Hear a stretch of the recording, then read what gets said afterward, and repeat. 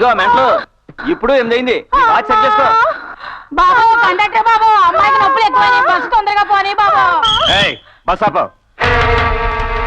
మా వాళ్ళు కళ్ళు తాగి వచ్చేదాకా బస్సు ఇక్కడ ఆపు. ఈ అమ్మాయి పురుగు నొప్పులు పడుతుంటే బస్సు ఆపమంటూ మీకు న్యాయంగా ఉందా? మీరు ముందు పోనివ్వండి. ఈ ఊరికి రోడ్డు వేయించింది నేను. ఈ ఊరికి బస్సు రావటానికి కారణం నేను. ఈ ఊరి ప్రెసిడెంట్ గా బస్సు నేను చెబితేనే కదలాలి. మీరు చెప్పే వరకు ఆగితే ఈ అమ్మాయికి ఇక్కడే కానిపోస్తుంది. వస్తే రాని ఇక్కడే కంటుంది. ఈ ఊరి ప్రెసిడెంట్ గా ఈ మాట అంటానికి నీకు సిగ్గుగా లేదు? సిగ్గెందుకు? ఈ ఊళ్ళో, ఈ రోడ్లో, ఈ బస్సులో ఏ బిడ్డ పుట్టిందో అందరికీ తెలుస్తుందిగా. నీ తల్లో చెల్లో ఇదే పరిస్థితిలో ఉంటే ఈ మాట అనేవాడివా? ఏంటన్నయ్య మంచి నిద్ర అంతా చెడగొట్టేశావు. అయినా ఆడపిల్ల మీద చేయి చేసుకోవడానికి నీకు బుద్ధి లేదు. అసలు అడగటానికి నువ్వెవరా? ఏరా ఏనాడైనా నువ్వు నీ చేతి అన్నం పెట్టావా? వదలరా. అన్నం పెట్టినోళ్లే నా మీద చేయట్లేదు, అటువంటిది కాలెత్తావా? కూకోలే రారా కిందకి.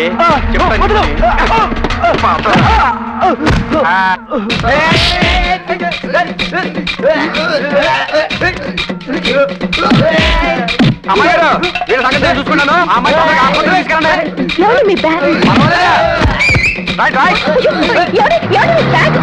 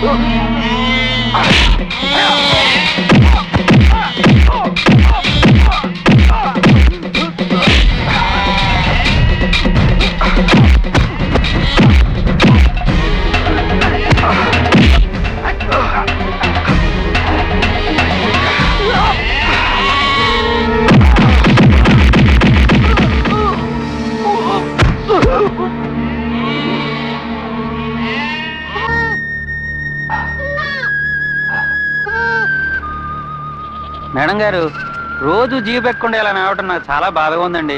డ్యూటీ టైంలో తప్ప జీప్ ఎక్కనని నీకు ఎన్నిసార్లు చెప్పాను? దండాలమ్మా. నమస్కారం. ఎక్కడి నుంచి తెస్తున్నారు నీళ్లు? కోసెడు దూరం రాయల చెరువు నుండి తెస్తున్నామండి. అంత దూరం నుంచా? ఊర్లో చెరువులు బోరింగ్లు లేవా?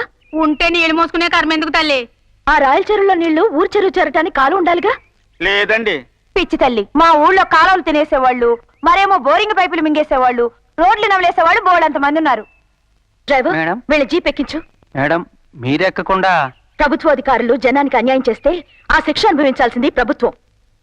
వెళ్ళండి, మీరంతా జీప్ ఎక్కండి.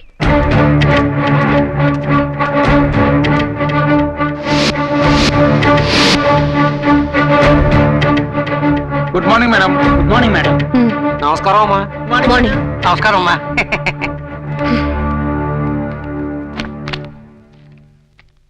డ్రైవర్ మేడం, వీర్రాజు గారిని కెనాల్ ఫైల్ తెమ్మను. అలాగే మేడం.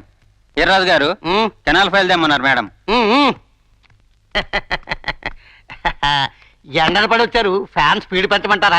అక్కర్లేదు. కూల్ డ్రింక్ తెమ్మంటారా? మీరు ఇక్కడ గుమస్తా గాని ప్యూన్ కాదు.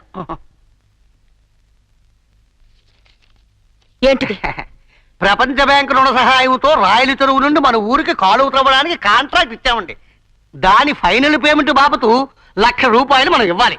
తమరు చిన్న సంతకం ఆ చెక్కు మీద చేశారంటే నేను తీసుకువెళ్ళి ఇచ్చేస్తాను. కాలువ తవ్వారా? అవేనండి. రేపు ఇన్స్పెక్షన్ అరేంజ్ చేయండి. ఆ తర్వాత ఈ చెక్ మీద నేను సంతకం పెడతాను. ఇంతకు ముందు officer Shut up! Do what I say. You can go now.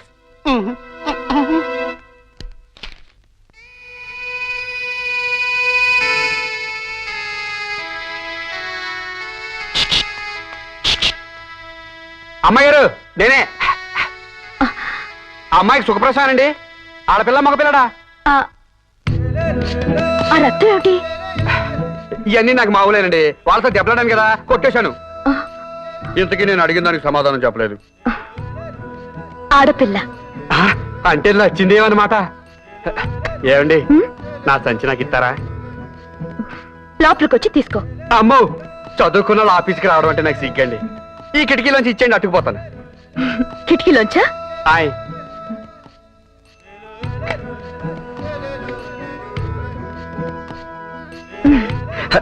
ఇందులో అన్నీ ఉన్నాయండి. ఇందులో ఏమున్నాయి? ఇదే నా ఆస్తి అండి.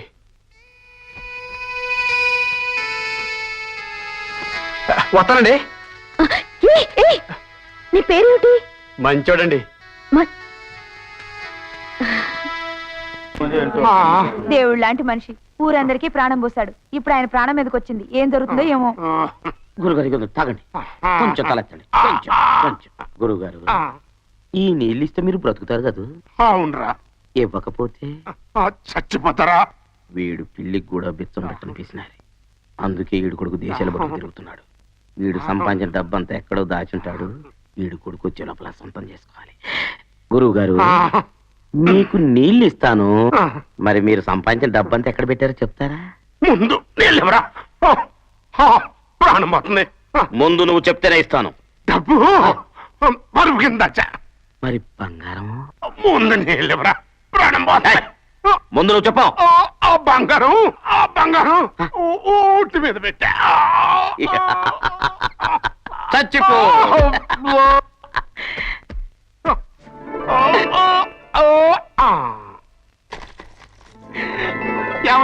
ఆరోగ్యం బాగలేదు, త్వరగా లోపలికి వెళ్ళు.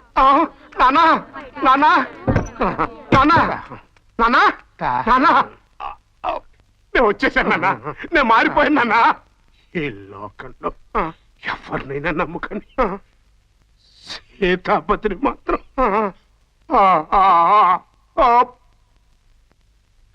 నాన్న, నన్ను ఒంటరిగాని చేసి వెళ్ళిపోయావా నాన్న?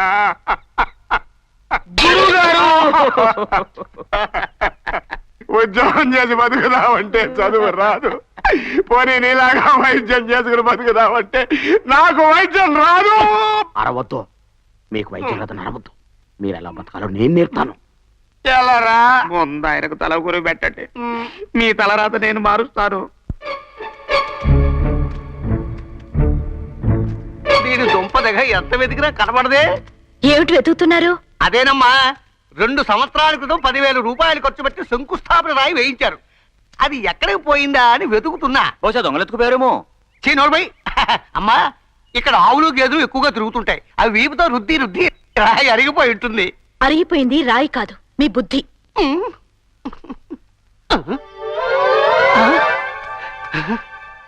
అమ్మయ్యా, ఇక్కడే ఉంది. అమ్మా, కనిపించింది.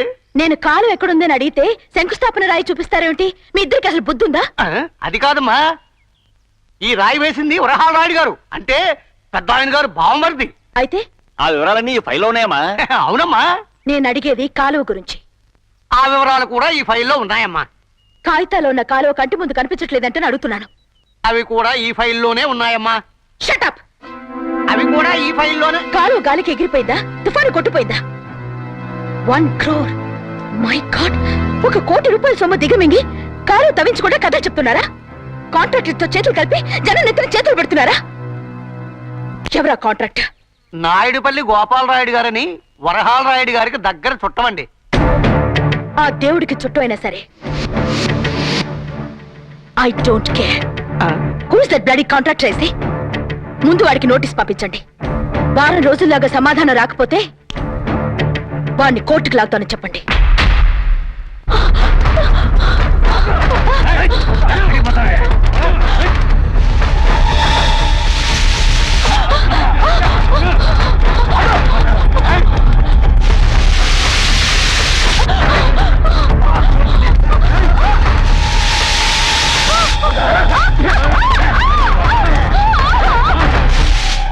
వదలండి, వదలండి.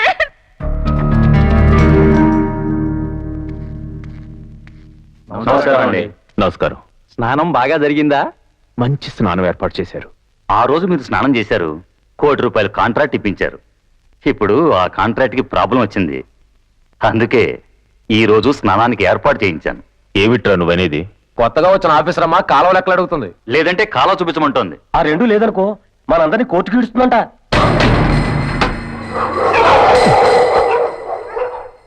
ఏమిట్రా ఇది? వీటిల్లో అది ఒకటి. దాని సంగతి నేను చూసుకుంటాను.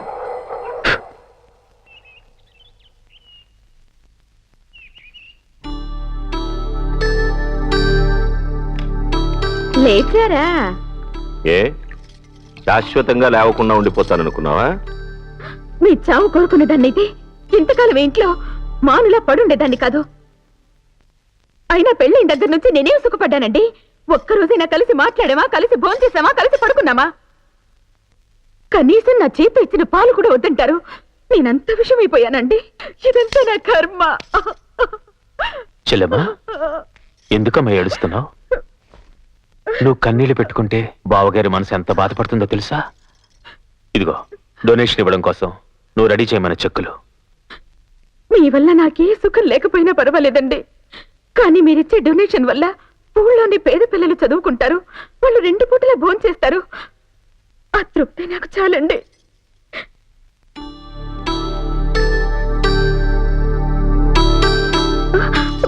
మీరేం చెప్పినా మారు మాట్లాడకుండా చేయడమే గత 25 ఏళ్లుగా నేను చేస్తున్న పని.